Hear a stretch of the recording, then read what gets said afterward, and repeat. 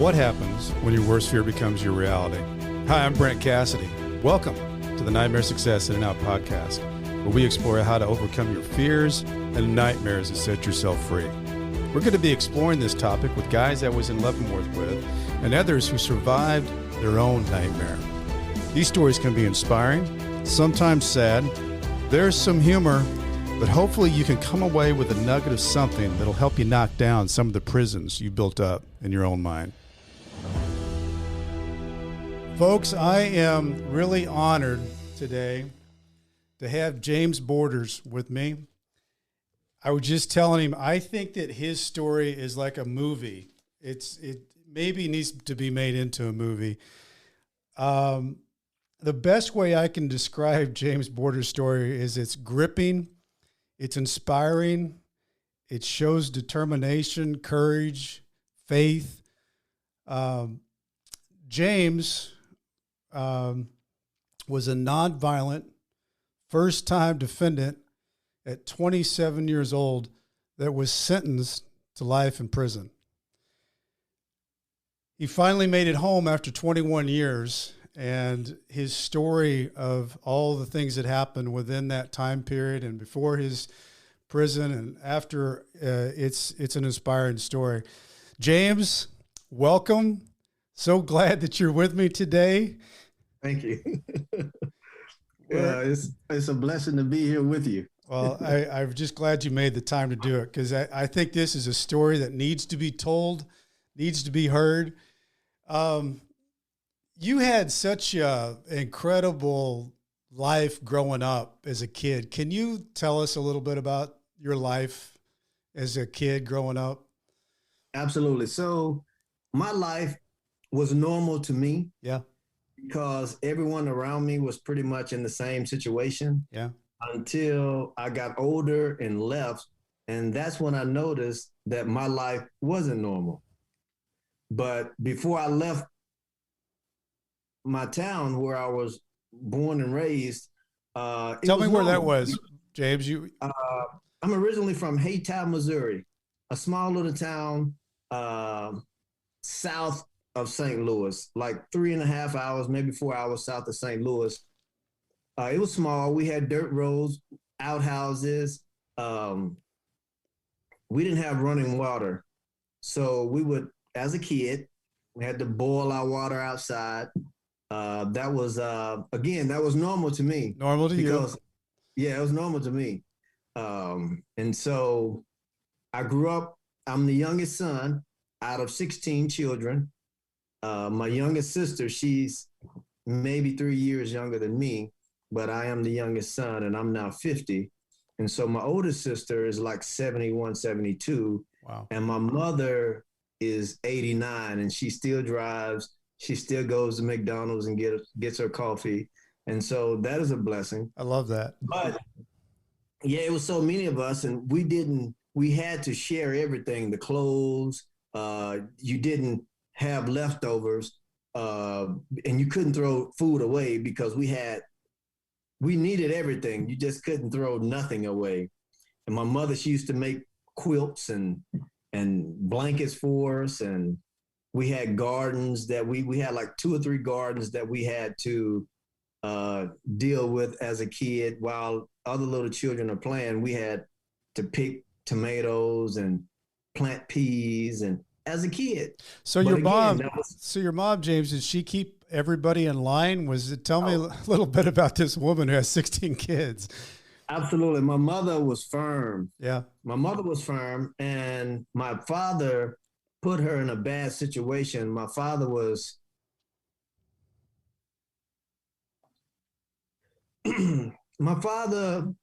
he was abusive.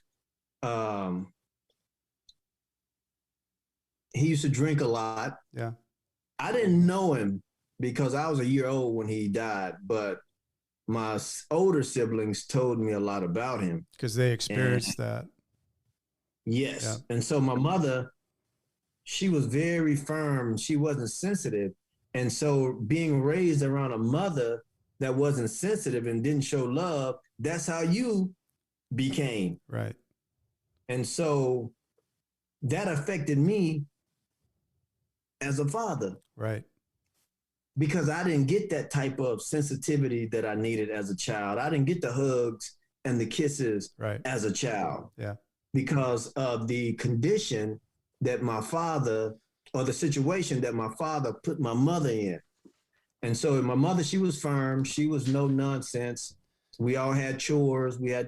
She taught us how to cook, taught us how to clean, taught us how to sew. She wanted us to be independent. Yeah. She didn't want us to depend on no one. And as a child, I grew up, we chopped cotton for $20 a day in the 100-degree temperature. And a lot of it, the money went towards our school clothes. And so, excuse me. So it was pretty rough. So tell me a little bit about school. You went to elementary, graduated high school. What all was James doing in those years? Well, I, like other little children, my school was normal again. Yeah. I was into sports. Yeah. I didn't have a father figure in my life. And so I looked towards my older brothers for guidance. Okay. And so if they were guiding me down the wrong path, then that's so be it. That's where I was going. Mm-hmm. And so I guess it was okay. It wasn't bad. I didn't have anyone to really push me because my mother, she didn't graduate. My mother, she stopped going to school in the 5th grade because she had to chop cotton and she had to do whatever she needed to do at that time because her mother had them in the fields and doing little odd jobs. And that's my mother. She just didn't have a lot of education. Right. And so me growing up, I just didn't see the importance of being educated because of the environment in which I grew up in. But I now know that education is very, very important. So you end up, getting out of high school. You said you played some basketball, did some wrestling, kind of played around and got into the sports scene. Out of high school, where did you go? What did you do? Well, so when I graduated high school, I moved to Kansas City. I couldn't deal with Kansas City because it was too big, it was too fast, and I didn't like it. So I moved back home. Okay. And I ended up going to a Votech school, and I had got my welding certificate in welding. And I had a job welding, but I quit. Again, I didn't have anyone in my corner to really help me out. Mm-hmm. My mother did the best that she could do. Right. Because you need a 2-parent home. Children need that. Right. Because the father can offer a child something that the mother can't. Right. And the mother can offer a child something that the father can't. And so I think it's important for a child or children to be raised up in a 2-parent home. But my mother, she still did a good job. Mm-hmm. Yeah, she did a good job. I just chose to get off the path that she put me on. Okay, well, I want to explore that a little bit, James, because you obviously, we've talked about your mom. She was a good lady and she wanted the best for her kids. How did you, when you started getting with the wrong crowd, did it feel like you were with the wrong crowd? Did you feel like this isn't where I'm supposed to be, but I'm going this way? What got you there? In the beginning, it felt like I was with the wrong crowd because of how I was raised. I was raised into church. We knew about God, but as I got older, that's when I stopped going to church. And so the crowd that I hung around, these guys were my friends in high school. And so we just pretty much did what we had to do. There were no jobs where I was from, probably had one factory in my little town, and you really couldn't get a job because you just didn't quit that job because you didn't have nothing else to go to. Right. But there were other jobs in surrounding little towns, but there you really didn't have a lot of opportunities. So you had to create opportunities, if you will. Yeah. So. And if I remember on our pre-interview talk, we were talking about you had twin boys at some point in your early 20s? Absolutely. I was 23 years old, and I had my wife at the time. We both had twins. We had twins together. And when I got arrested, when I got arrested, they were 5 years old. So when I got out of prison, they were grown men. Wow. So there was a lot that I missed, and there was a lot that they missed. Sure. And so I couldn't raise them because their mother had already raised them to be how she wanted them to be. Right. And so me getting out of prison saying, hey, this is how it should be. They were listening to me, but she had already had it. So you stayed in contact with them, but you obviously weren't able to raise them. Right. That's almost an impossibility when you're behind the walls. So, right. James, lead me into when everything went bad. Roll that out for everybody. What happened? So, I believe it was 1998 when I first got arrested because of some guys I knew. Mm-hmm. And I got out because they didn't have anything on me because it wasn't my deal. Mm-hmm. It was theirs. And so it's very important to watch out who you hang around. Yes. Because even though you're not doing what they're doing, you still can go to prison. Right. It's called conspiracy. Right. And that was my charge. Conspiracy, you don't need no evidence, just hearsay. And they will convict you on conspiracy. Right. And conspiracy consists of two or more people conspiring to break the law. Right. And so I got arrested, but when I got out, I moved away. Where'd you move to? To Georgia. I moved to Georgia. Okay. From Georgia back to Kansas City. Okay. So I met my wife now.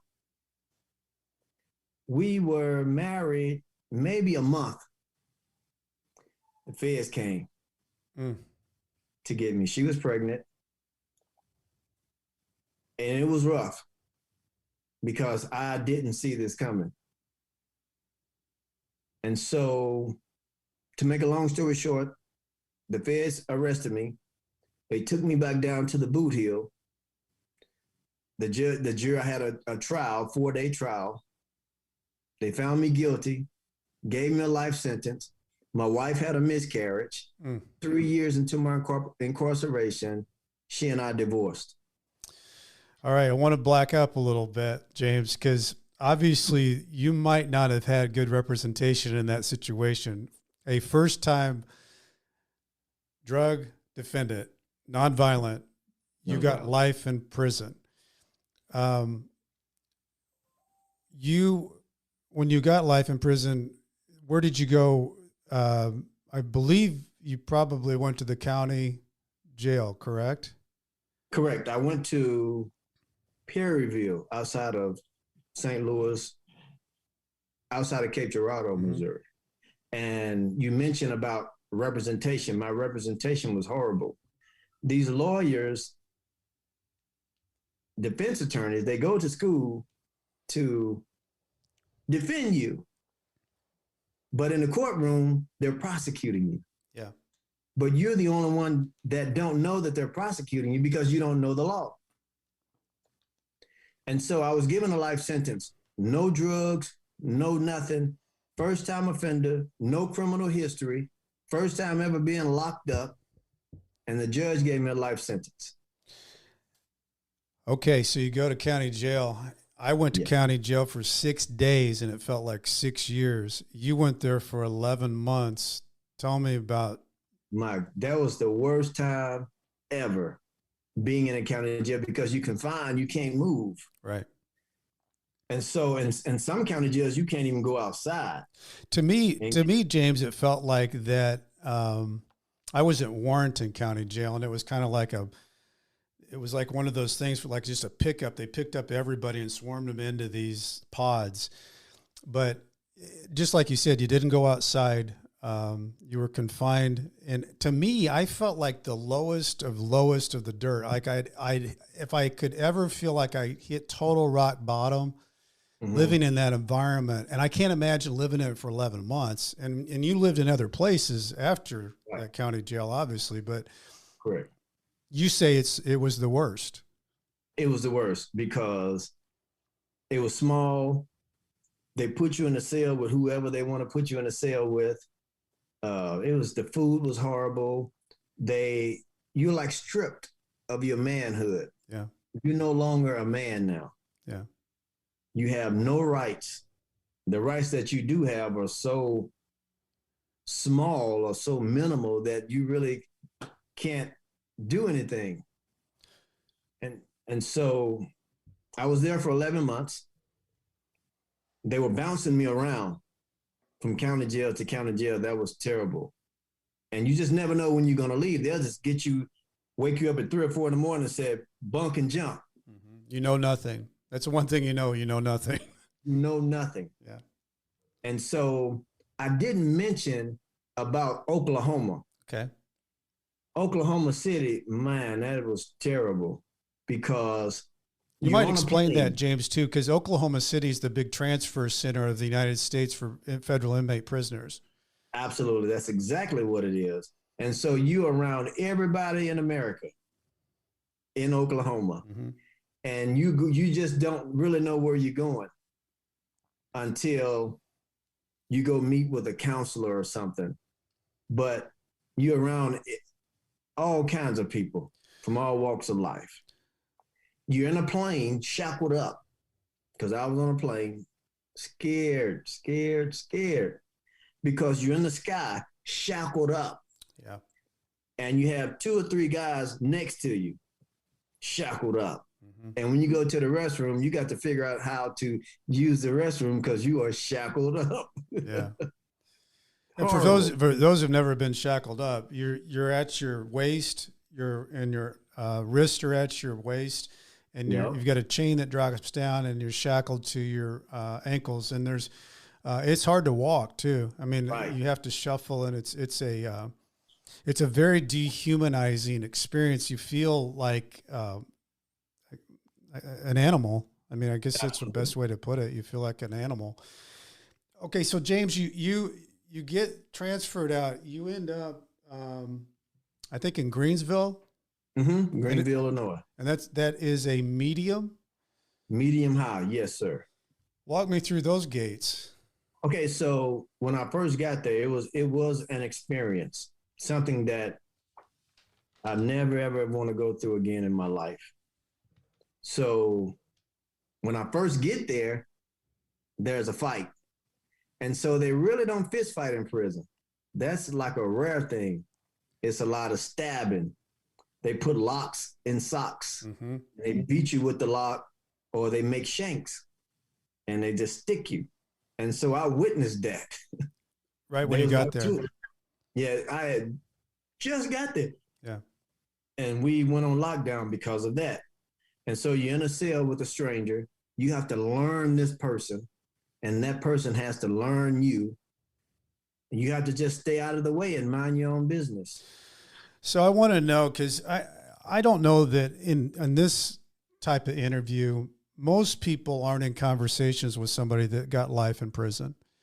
None of us usually run across somebody that we can talk to that can tell us how they felt and what their strategies were walking into a prison, knowing that was going to be the rest of your life.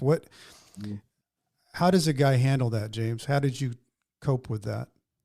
Well, I had a lot of things going on in my mind. I was trying to deal with this new life. I was trying to deal with my wife, who I left, who just had a miscarriage. I was trying to deal with that. I was trying to learn my case because my lawyers, they just really messed me around big time. They just wanted the money. That's it. And so I thought about suicide. I thought about just ending it. Yeah. Because it was rough. It was a lot of pain, a lot of pressure. I was in a dark situation. I was in a dark place. Yeah. And so I just thought about just going ahead and just end my life. What brought you out of that? Because obviously, all of us end up in that point. I know I even had that when I was when I finally gave in and knew that I was going to plea. I thought my family would be better off without me. Mm-hmm. I thought Julie could get a fresh start, the kids could get a fresh start, and it's kind of hard to explain because it's a slippery slope. Something hit me that night like a lightning bolt that, oh my God, Brent, you don't think this way. You're the glass half full guy, not the half empty. This would be a terrible way for you to go out. What brought you back? What brought you back from that? Because I wasn't looking at life in prison. Right. So it was my faith in God that really, God was my anchor the entire time, but I lost my faith. Yeah. Because I couldn't see an end, because I was now filing motions myself. I wasn't following, but I paid these jailhouse lawyers. Right. There's a lot of those. Yeah, a lot of jailhouse lawyers, and a lot of them are smart. Yeah. And a lot of them are crooks. Right. So every motion I filed, they would denying my motions. And I couldn't understand it because I had good issues. And I was like, man, I was in a hopeless situation, but God gave me hope throughout my incarceration. And I know the jury found me guilty of what my indictment said, but the prosecutor and the judge sentenced me beyond what the jury found me guilty of. So like you and I talked about yesterday, they stacked my charges. Right. And stacking your charges means you take one charge and you take it for multiple times, and those carry 10 to 20 years, and all of a sudden you're into hundreds of years. So it's absolutely, it's an awful thing to look at. Very awful. And so there's no fairness. There's no fairness. The federal prosecutor runs the courtroom, not the district judge. And I learned that. Yeah. From experience. So James, I'm curious, walking into an environment of, a medium's not much different than a max. I mean, you got your scheduled moves every hour on the hour. You've got fights, you've got ugliness. What's your strategies in there? How do you survive? So I had to learn how to do time. I had to learn how to live in prison amongst strangers. Right. And in the chow hall, you have to eat with your group. I had to eat with the Kansas City guys. Then you had the St. Louis guys. Then you had the Illinois guys. So you really just ate with your group. And if you got caught sitting in someone else's group or table, that was bad for you. Yeah. And you had to. Who taught you all that? A lot guys that were older, guys that were from Kansas City that I got cool with. So you basically sought guys out that had been down for a while. Yes. Okay. And guys that was from Kansas City that I could relate to. Yeah. Because we had a lot to talk about. Right. In terms of where we were from. Yeah. And so I learned a lot through them. And then from when I started going to the chapel, which was the church in prison, then I learned a lot from some of those guys also.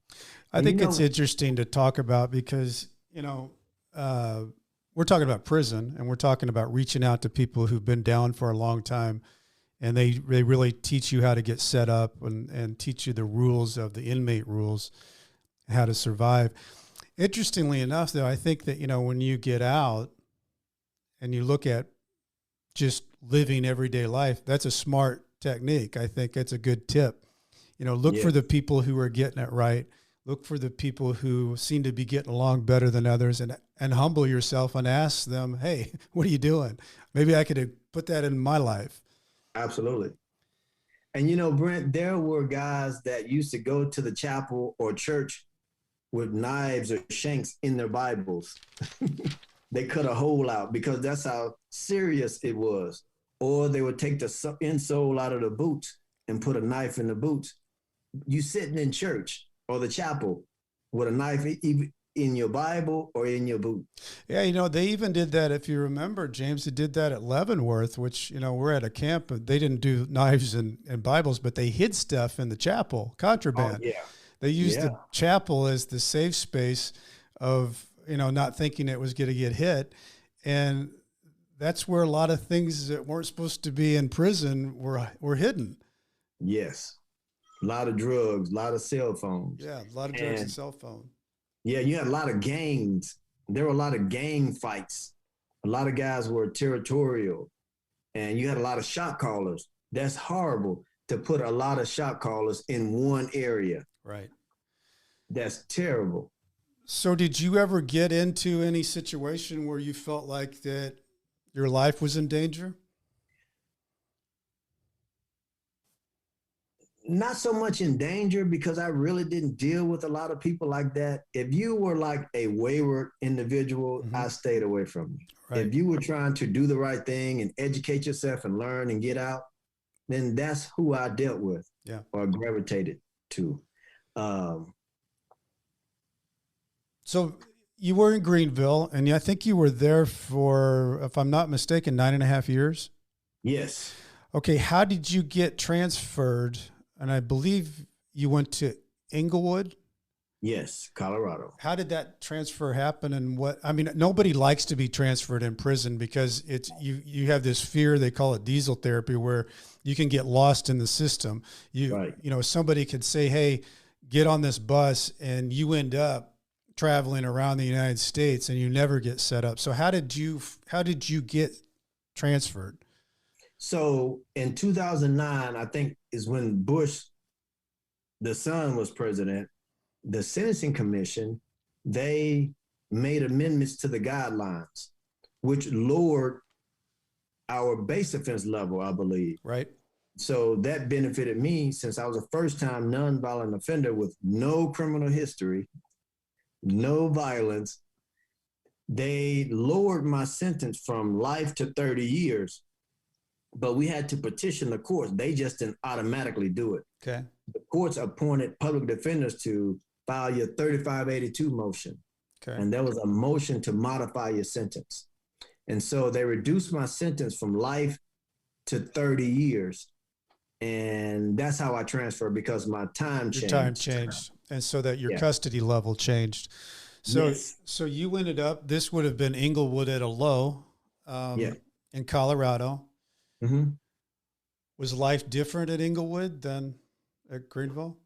It wasn't too much different because it still had the same individuals coming from those mediums to the lows. Right. And they still had the same attitude. Same. So it wasn't that much of a difference. It was smaller. Yeah. Because in Greenville, I was around about 1,500 people. Yeah. Inmates. Now in Englewood, it was less people. Right. And so the building was so old, they didn't have heat. They had like those furnaces where hot water heats up the rooms, because it was an old boys reformatory school or something back in the 50s or the 40s or something. It was so old. We had to put cardboard boxes over the windows to keep the cold air from coming out. So if it was 20 degrees outside, it was 10 degrees inside. Yeah. Man, we had to sleep in our coats, our hats, our boots. You didn't want to get up to use the restroom. You didn't want to take a shower because it was so cold. Yeah. And I don't know, James. I mean, that old schoolhouse that we lived in at Leavenworth was a lot like that. It was old too. Yeah. Because they didn't turn the heat on until like middle of November. Right. And, of course we didn't have air conditioning, but the cold to me was the worst, going to bed with your coat on, your stocking hat on, all bundled up. I mean, I don't know if I've ever felt as cold as I felt when you don't have any heat and you're just trying to bundle up. It's not a good way to go. It's not. But you made some friends there in Colorado. Yes. Tell me a little bit about that. So I was locked up with Jeff Skilling. Mm-hmm. Enron. Jeff Skilling. Yeah, I think he was the CEO of Enron. Mm-hmm. I think super, super nice guy. So he and we talked. I there were some more guys there also that I ended up with in Leavenworth. Yeah. And so, there were a few guys that I really made friends with that was pretty cool. And we talked a lot, hung out a lot, learned from each other. Skilling wouldn't have been a bad guy to talk to for life skills, business. Right, because he was smart. Yeah, smart This guy. guy I've read a was lot there. about him. Yeah, he was super, super smart. Yeah. And so Blagojevich ended up coming to Inglewood, Colorado after me. Yeah, I wasn't there when he was there. Right. And so, yeah, it wasn't bad. There's a lot of politics in prison. Mm-hmm. You know, a lot of shot callers in prison. Mm-hmm. And they had it good with some of the COs because a lot of the COs were dirty. Mm-hmm. Tell me a little bit about that. Oh, man, they would bring drugs in for inmates. Of course, they were getting paid so much money to do it. Mm-hmm. They were bringing in cell phones, tobacco. One CO, when I was in Greenville, he got caught doing that, and they prosecuted him, gave him some time. That's a federal crime. It's absolutely. It's a federal crime. He was bringing in drugs, cell phones, and a lot of the female guards, they were having sex with the inmates. Mm-hmm. Used probably $500 to $600, $1,000 to have sex with them. Mm. Oh yeah, it was rough. Circus. Yeah, absolutely. So you spent, I think, 3 years there, Colorado, Englewood, and then you get transferred again. Yeah, so the Sentence Commission again made amendments to the guidelines, which affected me. And not just me, but a lot of inmates. Mm-hmm. And so my time went from 30 years to 24. And so now I wanted to be close to home. So I put in for a transfer, and they transferred me to Oakdale, Louisiana. But you have to go through Oklahoma, the transit center, to get there. Mm-hmm. Because that's where you're on a plane, your feet never hit the ground. And so you, in a single file line with a lot of inmates, you get up on like this little box thing or whatever it is, and they take your shackles off, your restraints and all that. And it was, like you said, it was dehumanizing. Mm-hmm. You're in a room full of guys with no clothes on, and you have to squat and cough, and the CO's looking up inside of you. Man, it was so crazy and gross. Yeah. But I didn't talk about when I was in Greenville, how when I went to visit, my family come up to see me, they strip search you going in and coming out. Mm-hmm. And I told my family, I said, you all just don't know what I had to go through to come to see y'all. You know, I had that happen to me one time because it was a lot looser where we were at Leavenworth. Right. But sometimes you would get different guards. And I just finished up a really nice visit with my wife and kids and came in, and I noticed that they were pulling everybody off to the side. They were walking in. I thought, well, that's weird. They never done this before. But again, you never know when something's going to happen. Right. And that's what they did. They strip searched us down. And I was like, wow, you know what? I just never know when I'm here. I think I've got it figured out, and I never know. Right. And it's just, it really humbles you to think, because I think some of that's psychological. They do that because they want you to know that you never know. That's right. But there's no feeling like that. You know, here you are feeling like a human being with your family, and coming in, you get strip searched, and you're like, wow, actually, this is where I am. Yeah, it's a controlled thing. It's psychological. Upsetting. That life makes you really appreciate your family, your freedom, the small things. Well, you said that when you went to Louisiana, it was a hell show. It was ugly. It was ugly. Yeah, I was down south. So I was around a lot of guys from the South, Louisiana, Mississippi, Alabama, because if you're from the South, they would try to keep you in the South. Right. From the Midwest, they would try to keep you in the Midwest. Excuse me, but that's not the case all the time. And if you get into some trouble and they transfer you, they're going to send you so far away from home. Right. Because it's a disciplinary transfer. Right. And so not only are you suffering, but your family's suffering because they can't come visit you. Right. Yeah. So being in Louisiana was like the worst time for me. Being locked up because of that mentality. That mentality was insane. Dangerous. Very dangerous, because that's all they talked about was killing, shooting. Nothing positive. Living conditions, what were they like? Yeah, in the summertime, it was so cold, you had to go outside just to warm up doing the control moves. Yeah. I don't know why they had it like that, but the living conditions were horrible. Better than Colorado. Yeah. But horrible. Horrible. Yeah, food terrible. You eat the food that you eat. They can't give it to no one on the streets. It's so old. Yeah, a lot of it's expired. You get a good deal on that. And that's what you eat. Yeah. Yeah. Every day. And I got used to eating that mess. Yeah, well, you did it for a long time. You did it for 21 years. Yeah. And so when I say 21 years, I was in the federal system. That included halfway house, home confinement, but I was still in federal custody. Sure. Yeah. Yeah. So I was recently released from federal custody in March. There's no better feeling than that. You know, that's a celebration day all over again when that happens. And you know, when COVID hit, I couldn't go visit my mother. Man, the lady, my PO, would not let me leave to go visit my mother. Well, a lot of people don't understand, like when you get out of prison and then you're on probation, you have to ask for permission to leave a certain district. Like for me, it was the Eastern District of Missouri. Right. So you can't just freely travel anywhere. You have to, and it can be turned down. And so it's another thing of restrictions that you have to learn to live with. And it really humbles you to the fact that I'm not in prison, but man, I still do feel still restrained. Right. It seems like it's an extension of your sentence. Yeah. Because your PO or your probation officer comes to your house, search your house. They want to know where you work. They come to your job. Right. And that scares people. Oh, absolutely. Yeah. Yeah. You don't have no freedom. Right.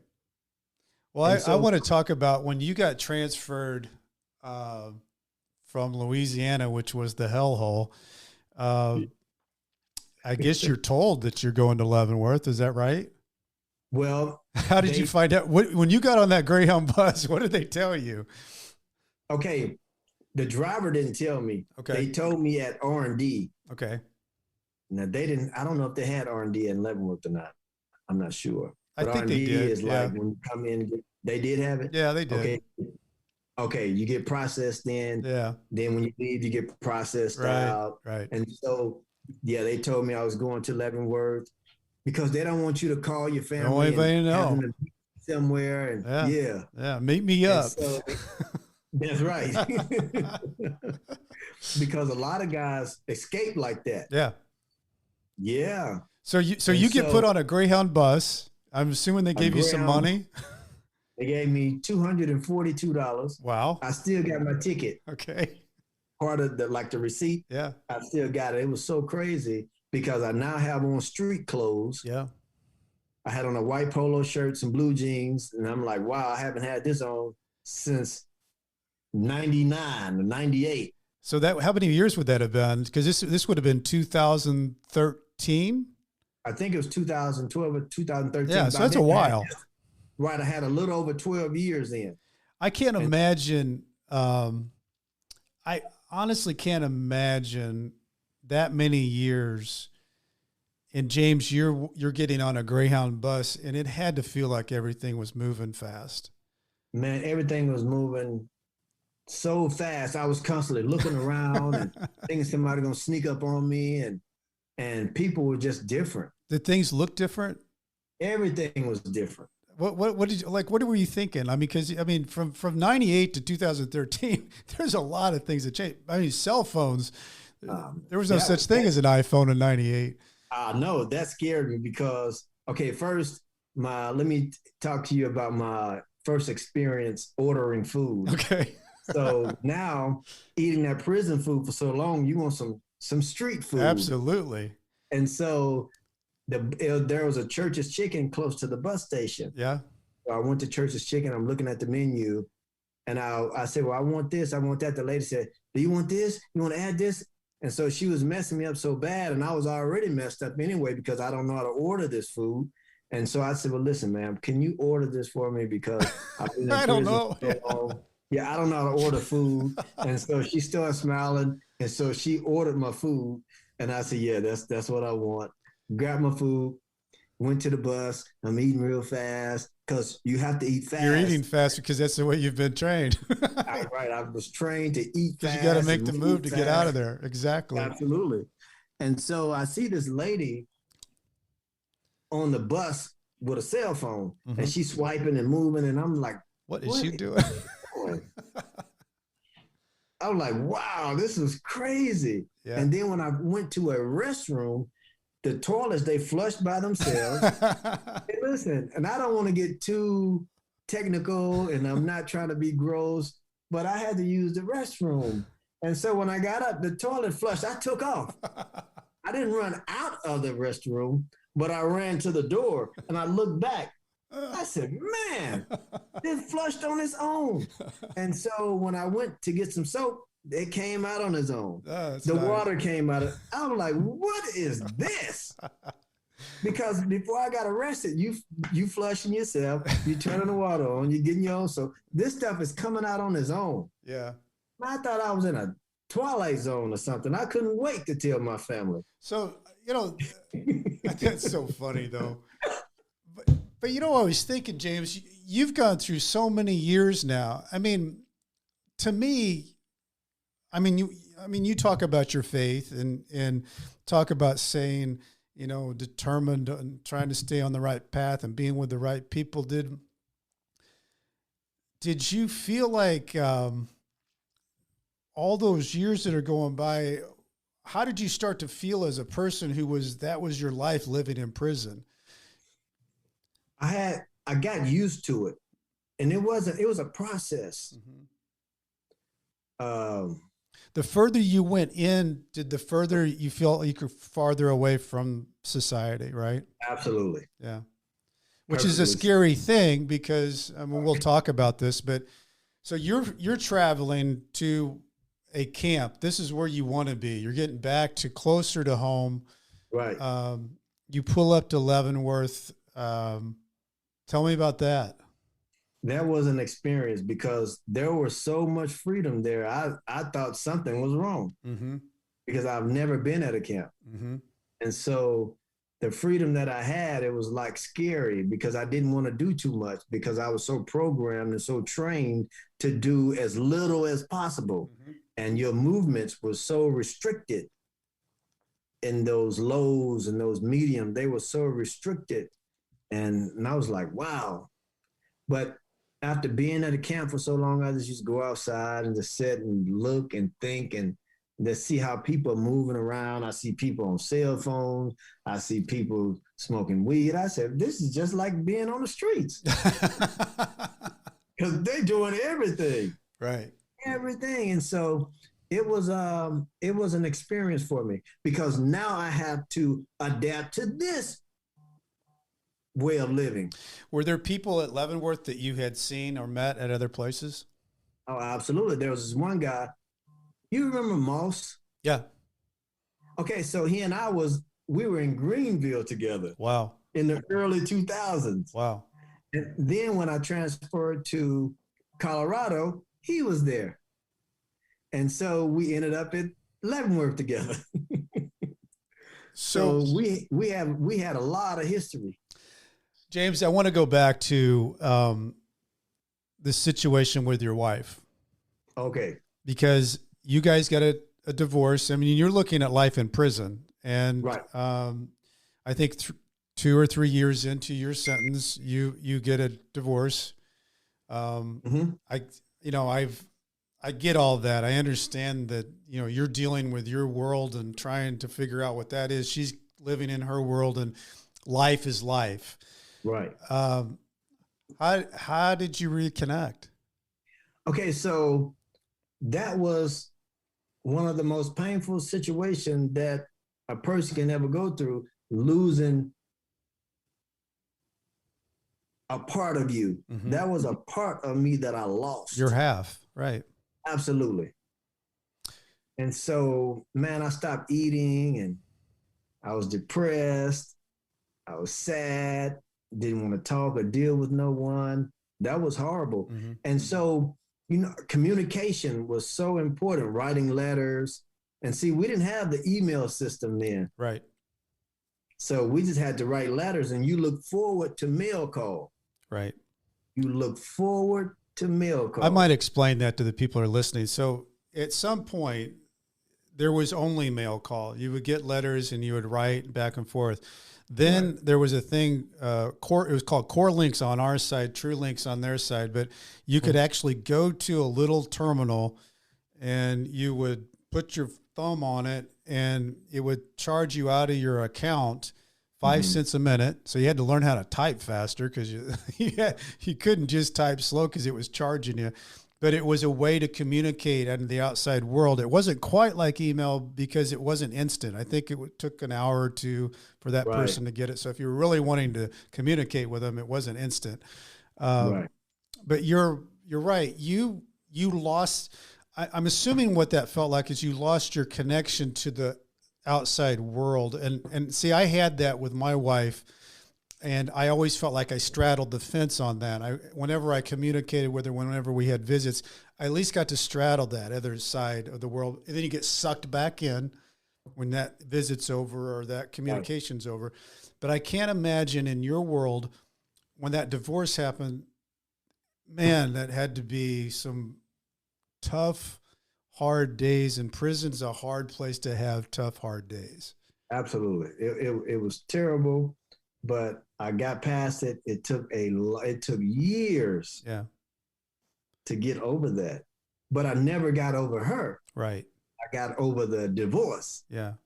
And so I just think it's inspiring that you can say that I went down deep and I got over it and I got myself back up, because you're not getting yourself back up and moving to Florida, or you're not getting yourself back up and moving to a different neighborhood. You're getting yourself back up and going to the same cell you go into every day. And as far as you know, even with the sentence reductions, you're still years in.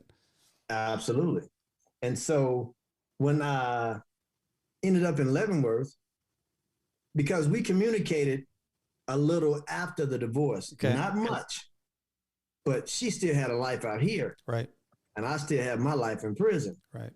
And so I didn't want to complicate her life. Did you feel like you were a burden as a complication, or what? Tell me what's that? What was the feeling? In the beginning, I felt like a burden. Okay. Because you needed so much done. You need your wife, your family to talk to your lawyer, to do this research, to do this, to do that. Plus, they have their own life. Right. That they have to deal with. Right. So, yeah, in the beginning, I felt that I was a burden, and I don't like to be a burden to no one. Well, nobody does, I don't think, but it feels different when you're in prison because you know that you feel helpless. Your manhood's somewhat taken away because you want to be the protector of the family. You want to be the protector of your wife, and that's stripped of you. And that's something that you can't get off of you. You feel like you're wearing it on your skin. And to me, that was always like, I'm not able to be the dad I want to be. I'm not able to be the husband I want to be. I'm just here. They stuck me in here. Right. I feel claustrophobic. Right. And so, so my wife and we got back together. It was 2014. Okay. I first talked to her, man, I'm telling you, I didn't know what to say to her. Is this at the visit or is this a phone call? The phone call. Okay. We talked first. All right. And so I don't know what to say to her because we grew apart. Right. She's someone, the lady she was before I got arrested, she's a totally different lady. Did she get remarried? Did she ever get remarried? No. Okay, so she's not been remarried, and you obviously haven't. Right. And so the first conversation, I said, hey, how you doing? And I don't know what else to say. Right. I don't know what to say because I don't want to say the wrong thing. Right. You want to keep this real. You want to keep it going. Because I'm so messed up mentally from being in prison for so long. Mm-hmm. I don't know. I don't even know how to talk to a woman now. Right. Because I'm used to talking to these old dudes for years. Yeah. And a lot of them were aggressive. A lot of them were passive. Yeah. And so I'm used to holding conversations with them. Right. Now I'm talking to her. I have to learn all of this stuff. So you set up. So you set up a visit. Man, I set up a visit. I went to my counselor. I sent her a visit. I said, hey, could you come see me? I'm close to Kansas City, 45 minutes away.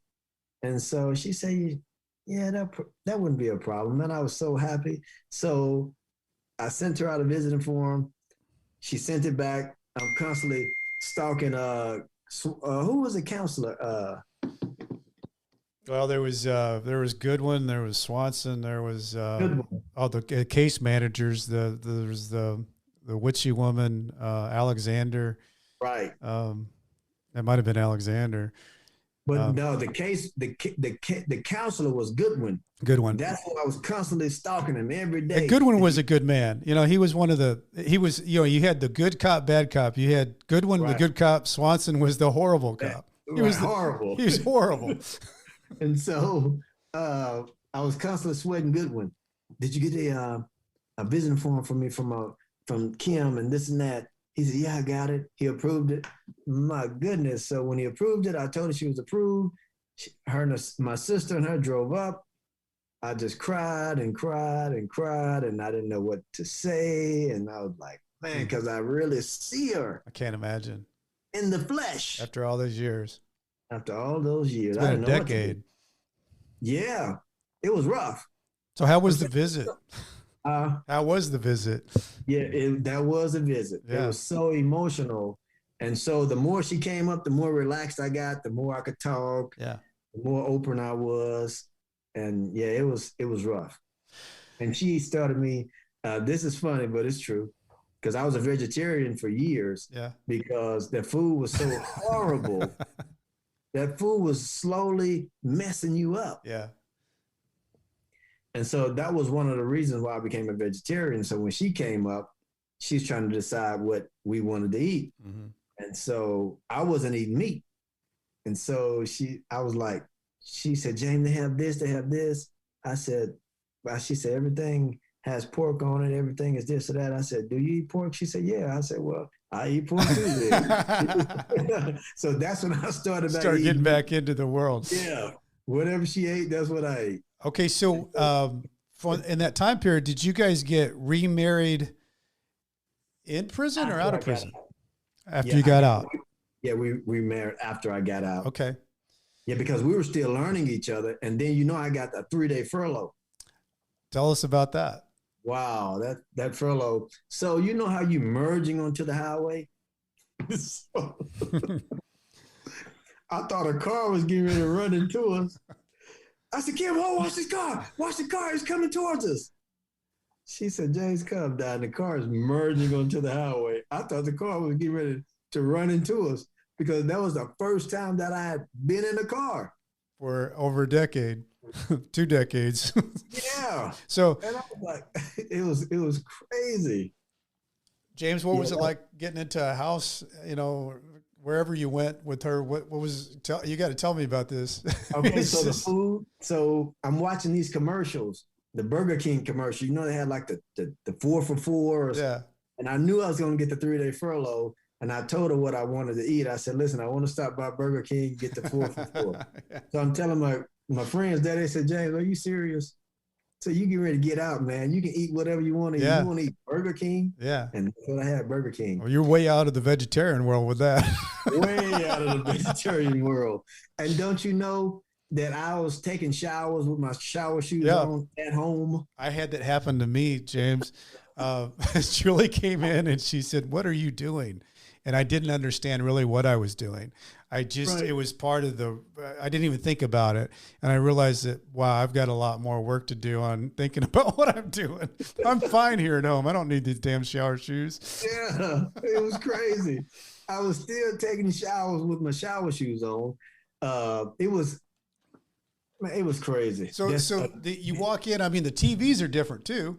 I mean, yeah, everything's different. Everything was different. Everything was different. And so I had to, when I first went to the mall and I saw how they were moving, man, I was so messed up.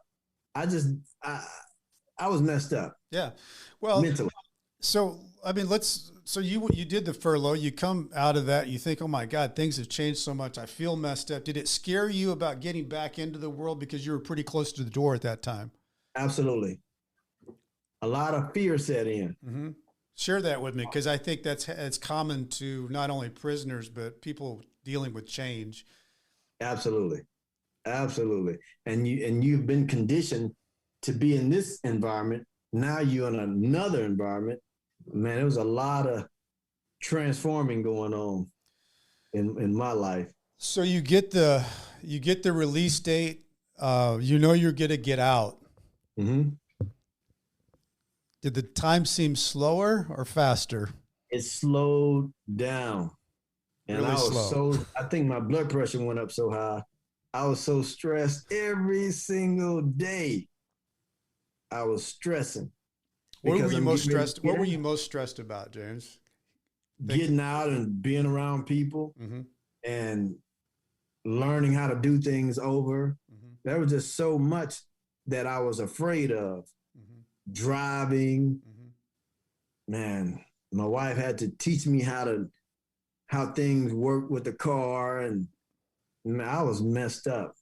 Because cars kind of turned into computers themselves anymore. Absolutely. Yeah, and so I'm still adjusting. Yeah. Well, it's been what, 5? Has it been 5 years?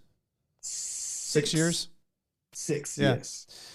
Mm-hmm. How long do you think once you were home that you felt like you could take a deep breath and say, oh, man, I'm not looking over my shoulder. I feel like I kind of have things figured. I'm myself, James Borders, outside. It took some years, because when I was at home by myself, I was afraid. Mm-hmm. Because I was used to being around people. Right. 24/7. I was used to being behind locked doors. Right. And so now I have all this freedom, and I was afraid. Yeah, that's an interesting concept too, because a lot of guys that have been in prison, they talk about being lonely, and you're surrounded by people all the time. But your loneliness is within yourself, because you have all these people around you all the time and nobody's going anywhere, but you are lonely. Yeah. It's a weird phenomenon, but prison's lonely. It is. Yeah. It is. And a lot of guys go back. Yeah. Because they can't adjust to being on the streets. Right.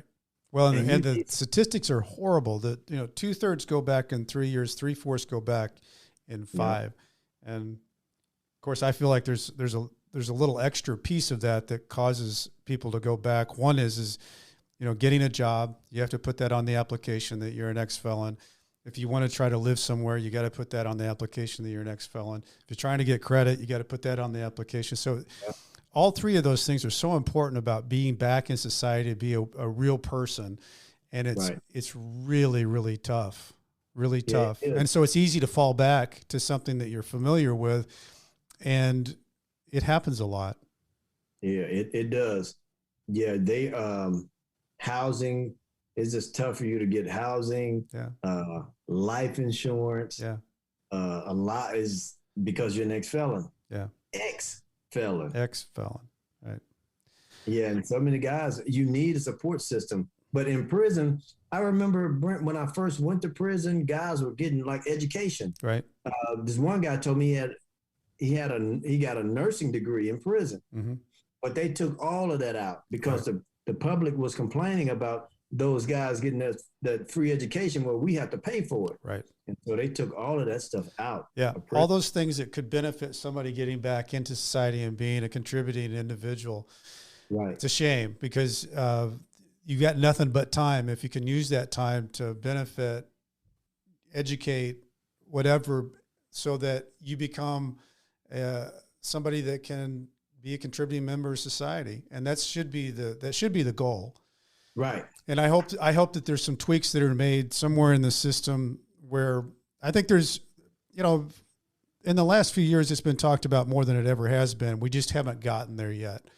Right. But there's some good people that need a chance, and they need a second chance. And that's one of the things I want to talk to you about. I think it's really inspiring that you got out, you got your feet under, you kept your faith, you stayed determined, you got a raw deal, but now you're in a situation, you're a business owner. And I'm looking at you right now with that cool T-shirt on, with that cool logo. Tell me about this. So this Entwined is our company, Entwined Apparel, and it represents unity.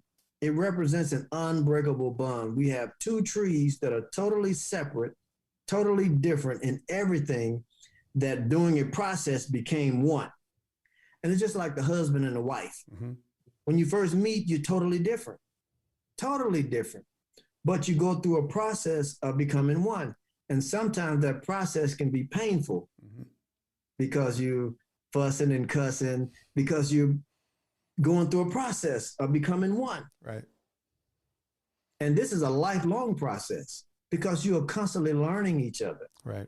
And our brand is not just limited to marriage, but it's also limited to families, to different races of people, communities, because we should be one and we shouldn't let superficial things keep us separated. James, that is such a good message for today in the days that we live. If we could all go by that, we'd be better off. Yeah, because we all need each other. Yeah. We all need each other for something. James, what haven't I asked you that I should have asked you on this podcast?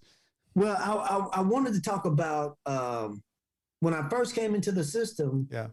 When my family would send me money, or when other inmates' families would send them money, you send it directly to the prison, whether it be a check, a money order, cash, you send it straight to the prison. But like a few years into my bit or during my time, they created some kind of bank in Iowa called the Lockbox. So your family had to send your money to that lockbox in Iowa. And what they do is tax your money, then put it on your account. Man, I'm saying that is so horrible. That's not good. Because we used to complain to the IT lady about us not getting our money. Sometimes it would take weeks, but the longer it sit in that lockbox, the more they can tax it, the interest. Yeah. And then they'll put it on your account. Yeah. I said, man, that's horrible. That's not good. But this is nothing but a business. Right. That's right. And so that's about it. Well, I got to tell you, James, I'm proud of you, man. You have been through hell and back, and have lived to talk about it. And I'm so thankful that you're here to share your story.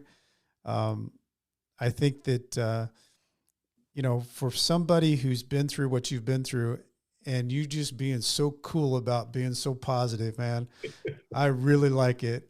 It's inspiration to me. Love it. Thanks, man. I love it. And there was another guy, he was from St. Louis, who committed suicide in prison. He was my friend. Yeah. Yeah, he hung himself. He put a belt around his neck, tied it around the basketball rim, and he was on a table. He kicked the table and he was hanging from the basketball rim in Greenville. He had 35 years. Well, I got to tell you, you didn't do that.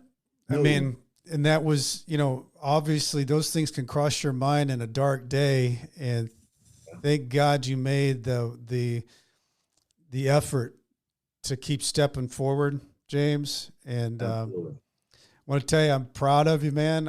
I think this clothing line that you got is just really cool. I'm going to put it on my website. I think the logo and everything is really cool. Thank you so much, James, for being with me today.